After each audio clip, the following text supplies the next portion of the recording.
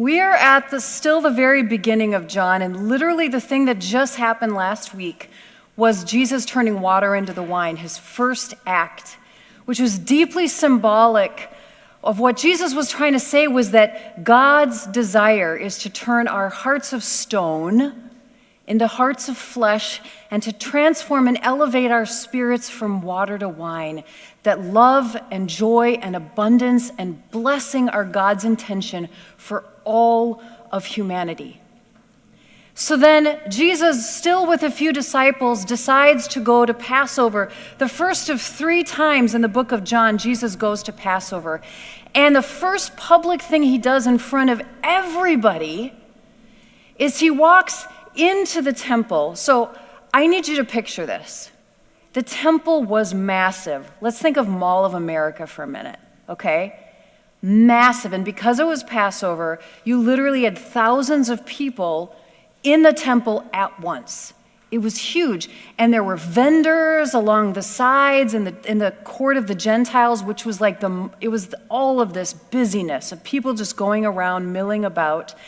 And then you also had money changers because everybody had money, Roman money with Caesar's head on it, but you could not use that within the temple because that's icky money. So you had to change it for temple money. And there were animals there that you would buy for Passover for sacrifice, like sheep. And so this was part of the ritual. This was legitimate, like Levitical law to do this. But Jesus comes in intentionally, pre-thought out, and he makes a whip of cords. How long do you think that took? Took a little bit. And then he's like, okay, this is what I'm gonna do. And he does this huge disruption. And he starts yelling and he knocks tables over and he drives out the money changers and the animals. And it was a big ruckus. It was a big, big ruckus. He was interrupting business as usual, the economic business of the temple for a reason. And the question I want to ask us today is, who was he defending? Who was he offending? Who does Jesus get angry with? And who does Jesus get angry on behalf? So last week, pastors and community leaders of all kinds have been continuing to document what's happening in our state. I'm just going to tell you right now, it's not all making the news. It's not all making the news. So there are all sorts of things that you may or may not know about, such as federal agents tear gassing school pickups, tear gassing a minivan of 6 children, including a baby. A 17-year-old at Target working citizen was dragged out by ICE, beaten, and then when they found out it was a U.S. citizen, he was deposited in a random Walmart and found by a citizen visibly upset. If that happened to my kid, I would want to burn stuff down, I'm telling you. It would be so frustrating. In St. Cloud, ICE threatened to put a mobile home on fire with mother and children inside because they wouldn't open the door, which is their constitutional right.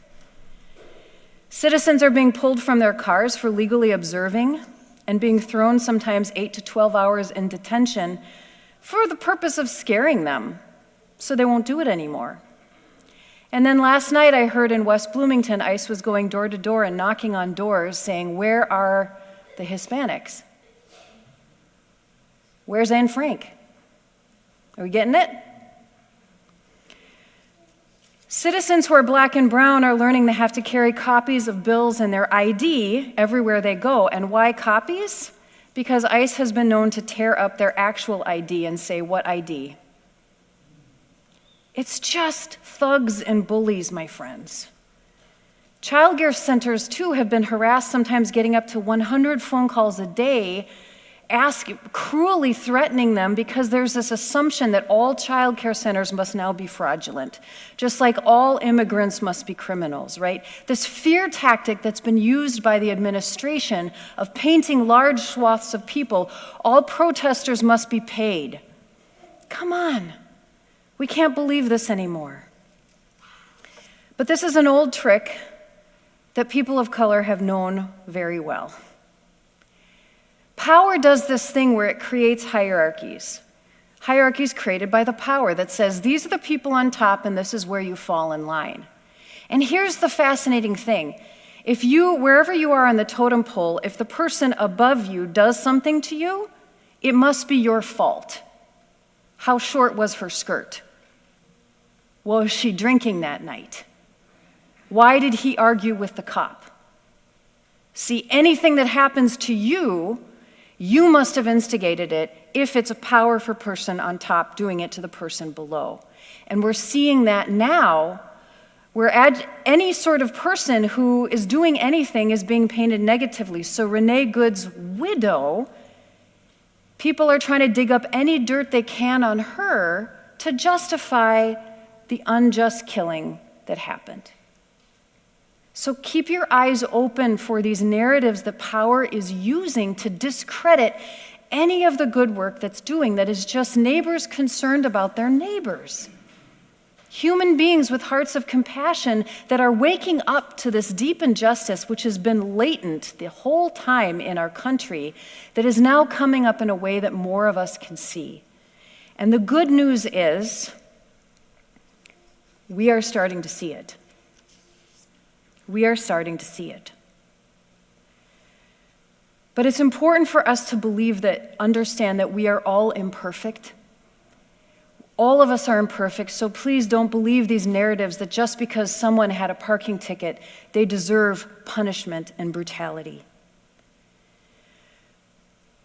These community organizers and lawyers and other people, pastors, are talking together and saying what's happening in Minnesota right now is kind of a testing ground. It's what regimes do. If you stand up and you refuse to bow down, they will come after you. And so, I don't know if you know this, but in Minnesota, our SNAP has been cut, USDA funding frozen, WIC cut, federal government funding for low-income families to get child care cut on purpose to punish us for standing up. There are almost 3,000 ICE units here in Minnesota, which is more than all of our police combined. This has nothing to do with trying to find violent criminals. This is something else, and I hope you can see that. The administration wants us to go home, shut our doors, and let them do whatever they want out of fear. But if we do that, a tidal wave is coming for the whole nation. And it sounds insane. I'm sorry if it sounds insane, but this is what the people who are on the ground talking to one another are seeing and saying. And it brings me back to my question. Who did Jesus get angry at? Who was he angry on behalf? Who was he ready to offend, and who was he defending with his actions? And it's very clear in the Gospels. Every time Jesus seems to get angry or has a parable that sounds really harsh, who's the audience? The leaders, the religious leaders who are complicit in that time with the Roman Empire. When Jesus is speaking to the poor and oppressed, he's speaking about grace, he's speaking about compassion, and he's speaking about forgiveness. And when he's speaking to the religious leaders, the ones who could be helping but are refusing to help, that's when he starts to get harsh. That's when he starts to get angry with them. And that's what we see happening here. And here's the other interesting historical fact. There were a lot of people who called themselves messiahs in the time of Jesus who went to the temple and caused a ruckus and tried to do an insurrection and tried to assassinate the high priest. Did you know that? It was a thing. So when I talk about Jesus' time being a political powder keg, I'm not joking. They usually ended up arrested and on a cross. So can you imagine? Jesus knew this. He knows his history. He knows his current events. When Jesus then comes into the middle of the temple and looks around and says, I'm going to cause a disruption, he knows that he's going to get a target on his back. And this is what I think is interesting. Slow the scene down, because the reactions to what Jesus did were a plethora. So first you've got the people who are, the minute Jesus starts doing this, they're like, yeah, come on, buddy, let's do it. They're ready for a fight because they're exhausted and they're fed up and they're scared and they just want freedom to live and work. And we know Judas, one of Jesus' disciples, was a zealot. Those were the violent insurrectionists. So you can imagine if Judas had been there, and I'm not sure because we don't know how many disciples Jesus had at this moment yet. If he was there, he's like, yeah, this is my guy. This is what we're here to do. But they might have been a little confused after that when Jesus just walks out of the temple and there's no violence. Just a demonstration, just a ruckus. So some people were thinking that. But other people were just trying to buy a lamb for Passover. They traveled maybe 3-4 days on foot. They were tired and they were hungry and they're standing in line. What's taking so long? What's this guy doing? Ugh, come on. Let's just do the thing. Do these reactions sound familiar? Because there are some people in our country and in Minneapolis who are fed up with oppressive systems, which didn't just start a couple months ago. And so, yeah, they're frustrated, and that frustration can come to a head. Let's not demonize them for being angry and frustrated, okay? Let's not start calling them domestic terrorists just because they're frustrated by what's happening to them and their neighbors. And yeah, there are also people who are just like, oh, can we just go about our business? Why is this highway closed down? Oh, I just want to get to work. But interruptions are done on purpose to interrupt the flow of things, to call attention. Otherwise, they're worthless. If they don't interrupt business as usual and call attention and irritate people a little bit, then why do it? Everyone just can ignore it. Jesus knew that. Tomorrow's Martin Luther King Jr. Day, and we remember a man who is committed to nonviolent civil disobedience, and yet he was painted as a violent agitator and a domestic terrorist who was watched by the FBI until his assassination. He worked methodically, prayerfully with a network of hundreds of other people who meticulously planned every action they did. The Montgomery bus boycott, Selma, many of these events. And you can bet there were moments every day when people were like, oh my gosh, I'm just trying to get home from work. What are these people doing? Find a different way, a way that doesn't make anyone uncomfortable ever. But change happens when people are uncomfortable.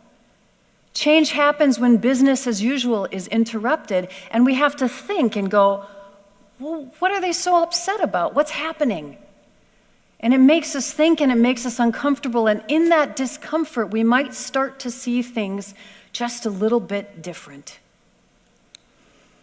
And then, of course, there were those religious leaders who watched Jesus do this disruption, and they were not happy. They instantly marked him as a troublemaker, with the exception of Nicodemus, who we'll see next week, and Joseph of Arimathea, who saw something different in Jesus. But for a lot of those religious leaders, they could no longer hear or see anything he said except through the light of him being a violent insurrectionist they had to watch, a threat. And we're going to see that. There is nothing he could do to change their mind. Let's just never be that way, okay?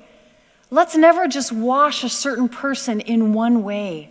People change. People have many sides to them. We're all imperfect. We can all get sucked into bad thinking or bad action. I don't think anyone is irredeemable. Jesus was angry on behalf of those suffering, and he was making a moral statement out of love for people that the temple was complicit in the cheating and the betrayal of the everyday people.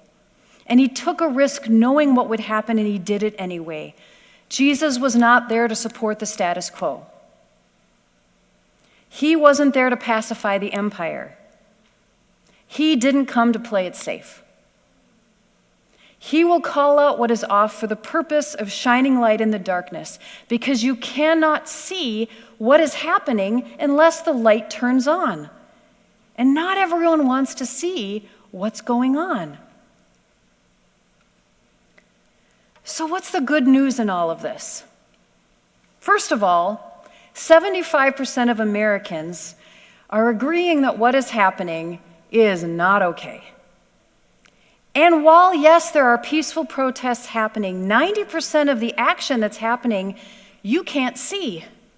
It's neighbors driving around looking for federal agents and blowing their whistles and horns, and they have successfully thwarted kidnappings. Others are raising money and food for neighbors who are too terrified to leave their homes, and others are delivering it. One of my best pastor friends, their church has started a community pantry. Last Thursday, dozens of clergy showed up at Target headquarters because Target's a Minnesota-based company, and they have said nothing about what's happening. In fact, they've been letting agents into their staff room to chill and hang out. And so dozens of clergy showed up asking Target to please make a statement to stand on behalf of the people. And they waited 8 hours without bathroom breaks until they finally got a meeting with the CEO tomorrow. Peacefully singing for 8 hours. There are beautiful things happening. People are showing up doing wonderful, compassionate things, and I'm telling you that's not making the news. And atonement is full of so many good and loving hearts. Thank you for the donations you've already given to help our neighbors and the way that you show up. I'm still trying to figure out, Scott and I are still trying to figure out how to help Mount Horeb, but in the last week, here are some of the things I did with some of the funds that you gave me. One, I bought some medicine for first aid kits that are being distributed in our community. Two, Trinity Lutheran in downtown Minneapolis has put together a fund that pays for the legal fees for immigrants, and I contributed to that because they're running low. And also there was a family who couldn't pay their rent because they couldn't go to work, and so I helped with part of that. This is a moral crisis in our country, and it is time to put sand in the gears to make it harder for violence and oppression and lies to spread. And if you're like me, you grew up reading about Anne Frank and the civil rights movement, and you wondered, what would I do in those moments? Well, here we are. So what can you do? In your bulletin, I have a little sheet, and I want you to take it out and take a look at it with me. So the first thing you can do is keep your eyes and ears open to the narrative and the stories that are being told. Believe the stories on the ground, and please question the narratives that are coming from news stations that don't have a reputation for fair and balanced reporting. Second, this is really cool and exciting and easy and important. This Friday, we're having a day of truth and freedom. And if you haven't seen anything about it, and I'm the first person telling you about it, here goes. We are asking and trying to get as much of Minnesota to shut down on Friday as possible. No school, no work, nothing. So the easiest thing you can do is just stay home. Don't go grocery shopping, don't go to Target, don't go anywhere, just stay home. And in that process of an economic disruption, because money talks, we know that. We know why Jesus turned the money changers over. Money talks to people in power. We are shutting down our offices here on Friday, and we're encouraging other businesses to do that as well. So you can just stay home and you can pray. There are lots between Gandhi and Martin Luther King Jr. and lots of people who did civil disobedience. They would have days of prayer and fasting to try to lift up a different energy in this world. Third, you could call your representatives and just tell them, we need something to happen. We need ICE out of Minnesota. Fourth, if you want, there is a peaceful march at 2 p.m. on Friday for those who can do so. And it's led by wonderful people who are committed to good, peaceful, nonviolent action. You will be safe. It is a safe thing that you can do. I don't know where it starts and where it ends, but it's going to be everywhere very soon. And I can let you know when I know. You will be surrounded by thousands of people who care about justice, mercy, compassion, and community. Fifth, you can continue to give to Our Neighbors Fund. Through cash, check, Venmo, I'm keeping track of every line item, and it's all going to help our neighbors either here in Bloomington or, like I said, when we get a hold and hear from Mount Horeb and how we can help them, our community that rents from us. We're doing this because we're not complying with action that is illegal, unjust, cruel, violent, and morally wrong. And now's the time. I can't tell you what to think, and I can't tell you what to do. This is just an invitation. This is up for your own prayerful discernment of what is right for you to do at this time. Because what I choose to do is different from what you choose to do, and that's just the way it is. We don't judge each other. We're not going to judge each other for what we do. But we go home and pray and say, what feels like the right action at the right time for me? My kid Ash, many of you know, would love to protest, but they can't handle crowds. They would have a panic attack and I'd be carrying them out in 5 minutes. We're not doing that. But they were excited when they realized they could call their representatives. They're of voting age now. They were excited when they realized they could contribute some of their Christmas money to the mutual aid funds in our community. They even said that they would help to deliver groceries when that happens. Now that's so cool. Finding your lane of what works.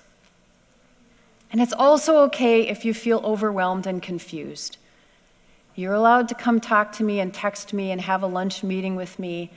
You're allowed to ask questions and be like, what's going on, Pastor Siri? It's okay. Sometimes as Scandinavians, not all of us, but a good portion of us, we've been taught not to really have a lot of feelings and talk about hard feelings.